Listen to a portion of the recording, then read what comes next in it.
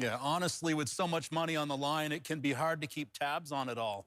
Both state and federal officials are supposed to keep on top of the spending, while at the same time promising to bridge the digital divide so that all Alaskans get connected.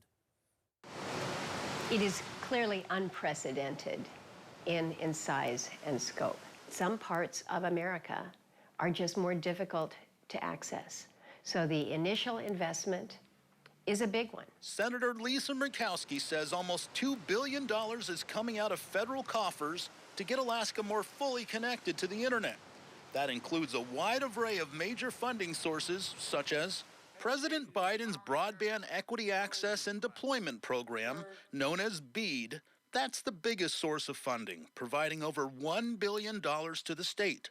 The Tribal Broadband Connectivity Program pledged $387 million.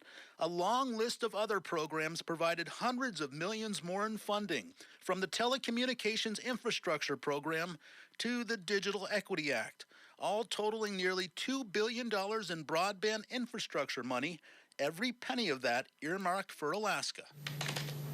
It's pretty extraordinary. It's pretty incredible. It's very impressive, $2 billion. Murkowski says despite the big cost involved, Alaskans and every American deserve fast broadband, just as everyone is entitled to first-class mail service. Internet now is vital to commerce in this country. It's vital to commerce in this world. But how do we know that money will be used appropriately? We don't just want to have the money shoved out the door of the airplane and hope it lands in a place that's going to provide some value. Murkowski says state and federal officials will work with tribal and local communities to ensure that money connects at least 88,000 Alaskans. It's very expensive to build out fiber in rural Alaska. It can cost $70,000 to $100,000 per mile. Heather Handyside is with GCI. She says federal and state officials mapped out every community in Alaska so they wouldn't be left off the grid. But that's not to say everyone will be connected. Right now, I don't think that even with the massive amount of funding that has been given to the state and even that's available through these programs, I can't say that there's enough to actually build out all the projects that need to be built out to all the communities that need service. Handyside says that GCI is one of about a dozen telecommunications providers that will string a web of fibers and other broadband technologies throughout Alaska.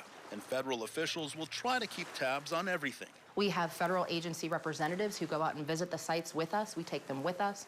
Handyside says without funding, costs are often too high for private companies to fully serve remote communities. Because it's a very risky endeavor from a business perspective, and these federal grants help make the financial model make sense. And they help to integrate often isolated communities into the broader Alaska and global economies. I think we recognize that in Alaska, we're all connected and in a little bit of a different way, but there's far too many communities that still remain unserved or underserved. And that's what we're trying to do to address that. Because much of this funding has only recently been allocated, we can't tell you how and where it's all going to be spent. State officials told us that the primary oversight of this money will be handled by the Alaska Broadband Office. As always, we'll keep following this $2 billion windfall to see where it all ends up.